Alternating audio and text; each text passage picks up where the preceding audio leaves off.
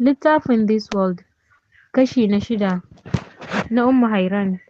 Tunda Abba ya fara maganar, jikinta ke rawa, tsoro da tashin hankali ya cika ta. Ta miƙe daga gadon tare da gimtsa wayar saboda irin lugudan da zuciyarta take yi. Idan fa ta fiye takurawa, tsaf za ta iya faso ƙirjinta ta faɗo. Tana miƙewa, wani jiri ya ɗebe ta yi ƙasa lu za ta faɗi. Ta yi saurin zama a ƙasa kamar 'yar bori. Daidai lokacin ta ji an murɗe handle ɗin ƙofar an shigo. Tunaninta da natsuwarta ba ta jikinta, bare ta yi tunanin waye mai shigowar.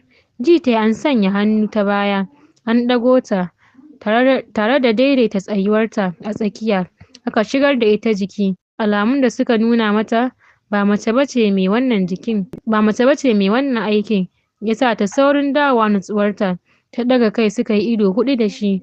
Gabanta ya faɗi ganin yadda yake kallonta da ƙananan jajayen idonsa. Da alama ta nuna ba cikin natsuwa suke ba. Limshe idanunsa yayi, ya kwantar da kansa kafaɗarta ya ce, ki yi haƙuri. Sai kuma ta ji muryarsa na rawa, ta janye a hankali, tana ƙara binsa da kallo. Ita a kankin kanta ta kasa tuna wani abu da ya dace ta yi a daidai wannan lokacin bayan binsa da kallon da take yi. Ganin ta zauna a gefen gado ne ya sa shi tsugunnawa a ƙasanta ya ce, kina so na? Tambayar ta zo mata a mugun bazata.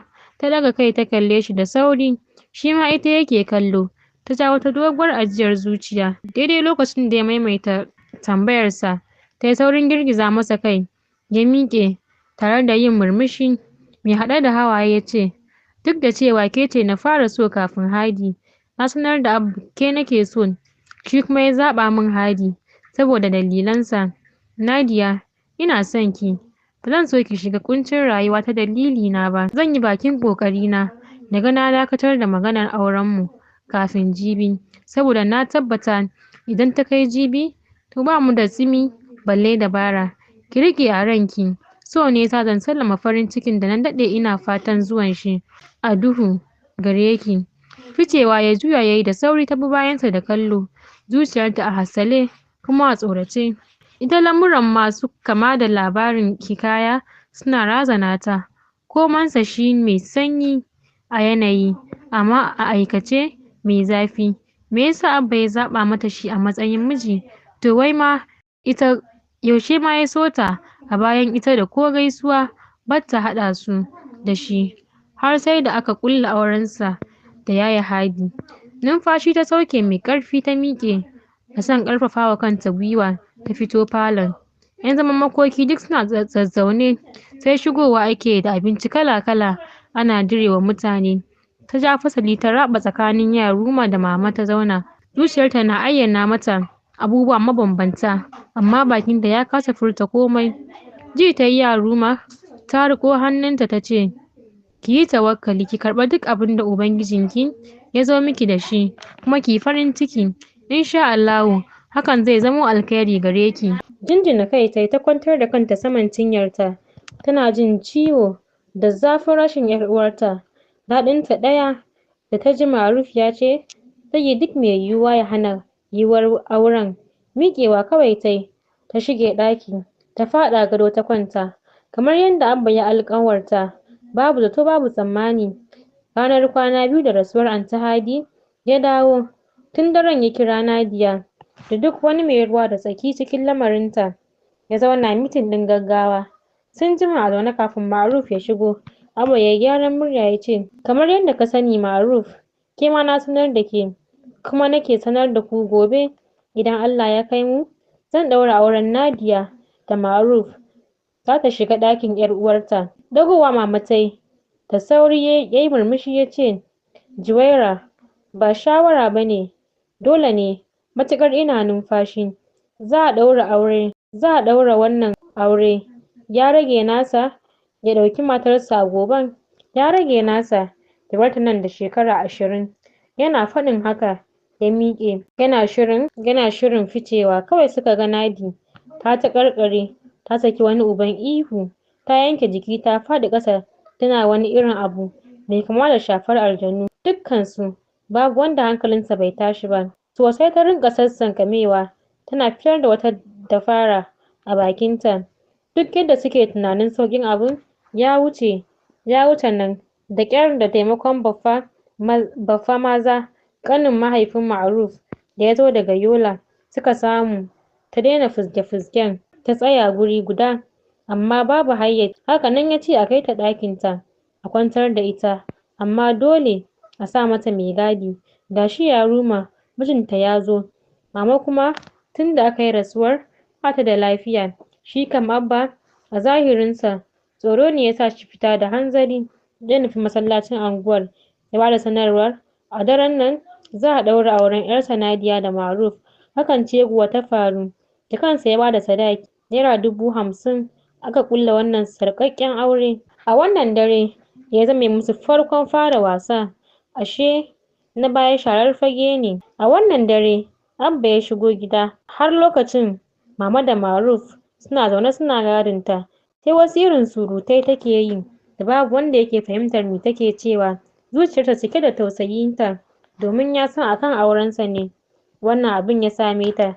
Shigowar su Abba da Baffa Maza ne ya sa shi miƙewa da girmamawa ya ce, Abba, idan zai yiwu a haƙura da auren nan, a ƙyale Nadi ta kawo zaɓinta, ina jin tsoron faruwar wani abu. Ɗaga masa hannu Abba ya ce, na sallami baƙin da suke ɓangaren baƙi, ka ɗauki matarka ku je can ka kwana da ita, mu ga iyakar ƙoƙarinka. Da sauri ya dubi Abba, Abba ya ɗagansa kai ya ce haka ne, sakamakon Malam Maza ya ce dole sai an kwana a kanta, ya sa na ga jiran ba shi da amfani, ka fara aikinka daga yau. Fatana dai zaman lafiya da kiyaye harsuna daga ɓarar da zance ba a muhalli ba. Sunkuyar da kai yayi cikin matsanancin sanyin jiki ya buɗe baki zai yi magana, Baffa Maza ya dakatar da shi da cewa, tsoron me kake ji ne Malam? Babu abin da zai samu matarka sai alkhairi. Ka ɗauke ta ka je ka kwantar da ita, zan baka ruwan addu'a ka shafa mata, insha Allahu komai zai zo da sauƙi. Wani gauron numfashi ya sauke ya zuba wa Nadi ido yana kallon fuskarta, komanta mai kyau. Ajiyar zuciya yayi ya nufe ta da sanya hannu ya ɗaga ta cak ya nufi ɓangaren baƙin da ita, ya buɗe falon a gyare yake tsaf. Ɗakin ya buɗe ya shiga ya kwantar da ita saman gadon, ya koma jikin bango ya rakuɓe kamar wanda yake jin tsoro. A kasalce yake kallon ta tare da ɗaga ƙafarsa da ƙyar ya isa jikin remote ɗin AC ya rage ƙarfinta. Kasancewar a yammacin an yi ruwa, ya nufo ta ya zauna a kusa da ita, ya kai hannunsa jikinta duk a tsorace yake. Kalamanta na ranar da ya kai ta airport suna dawo masa, ya zare mata hijab ɗin jikinta. Sosai jijiyoyin jikinsa suka so datsewa saboda matsiyaciyar rigar baccin da ke jikinta ta yi mugun ɗaukar hankalinsa.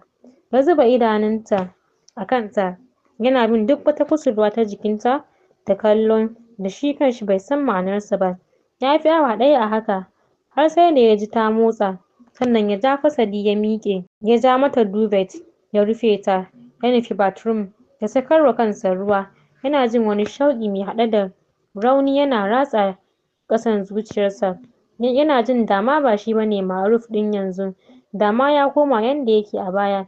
Wasu hawaye ne suka zubo masa, ya tsugunna ya ɗaura alwala, ya fito ya shimfiɗa sallaya, ya tada sallah, ya yi isha.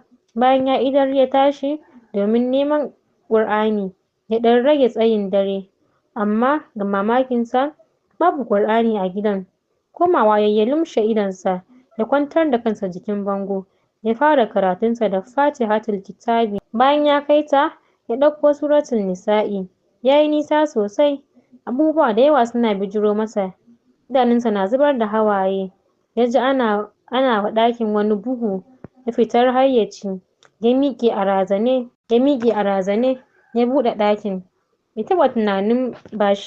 Bai taɓa tunani ba, abinda bai taɓa tunani ba shi ne ya faru. Wani gigitaccen mari ya ji an ɗauke shi da shi. Ɗagowar da zai yi ya ga Abba ne, jikinsa sai rawa yake yi.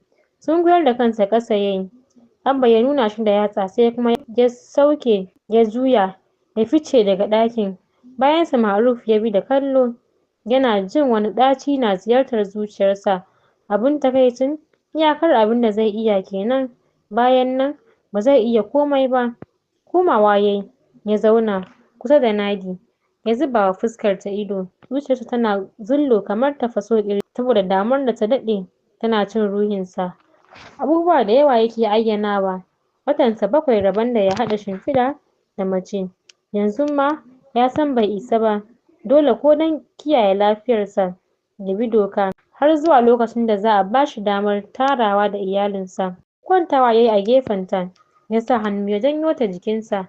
Ɗumin jikinta ya haɗu da fatarsa, yadda numfashinsa ya tafi hutun wucin gadi kafin ya saita shi. Shi fa duk cikin dokokin ƙungiya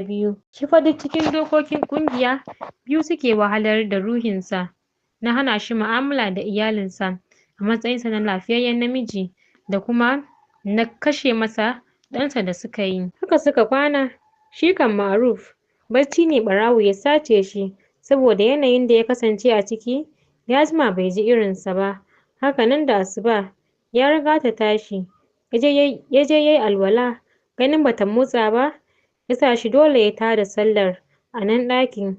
Yana sallar ta farka, ya gane haka ne ta hanyar atishawar da ya ji ta yi, tare da salatin da ya ji ta yi.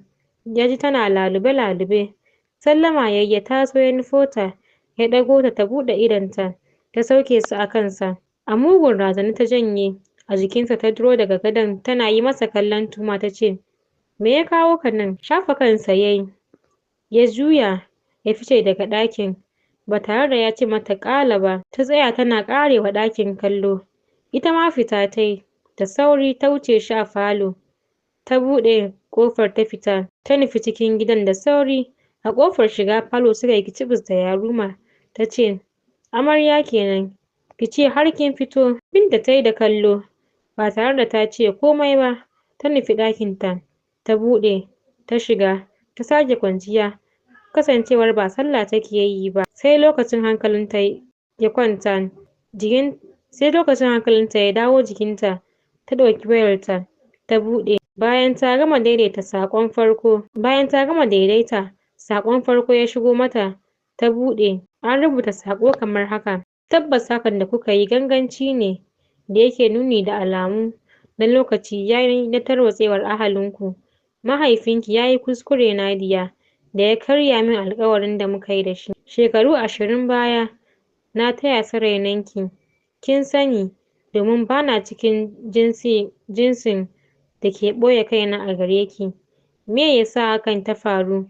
Shin ƙarfin tsafi Ma'ruf ya fi ni da yayi nasarar mallakar zinariyata? Ha ha ha ha ha, ba haka bane. Saboda haka ki shirya auren miji biyu. Ji tayi gabanta ya bada wani irin ras. Kafin ta gama daidaita nutsuwarta, ta ji saƙo ya ƙara shigowa. Bata buɗe ba, ta fara laluben wancan lambar da aka turo wancan saƙon, amma babu lamba, kuma babu alamun rufe ta akai. Tsoronta ya ninku. Ta buɗe ɗayan saƙon. Lambar Ma'ruf ne, yayi rubutu da manyan baƙi kamar haka: 8:45 na dare, yau Asabar, aka ɗaura aurena da sirrina. Ina taya mu murna, musamman ke da ya kasance miki zangon farko a rayuwarki. Allah ya bamu ikon sauke haƙƙin juna. Ina yi mana fatan zamowa alkhairin juna. Sake duba saƙon tayi, tana bin kalmomin da kallo, tare da son tunano abinda ya faru da ita jiya. Da komai ya faru bata sani ba. Tunda tayi kwanyarta na ƙoƙarin tarwatsewa, ya sa ta kurma ihun da ya janyo hankalin mutanen da ke falon. Suna shigowa suka iske ta zaune tana ta waige-waige.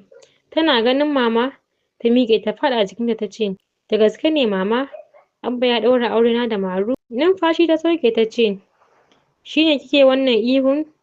Mene yake damunki? Komawa tayi ta zauna, amma ta zauna ta ce, Allah ya fi mu sanin dalilinsa na yin haka. Muyi fatan hakan ya zama alkhairi gare mu baki ɗaya.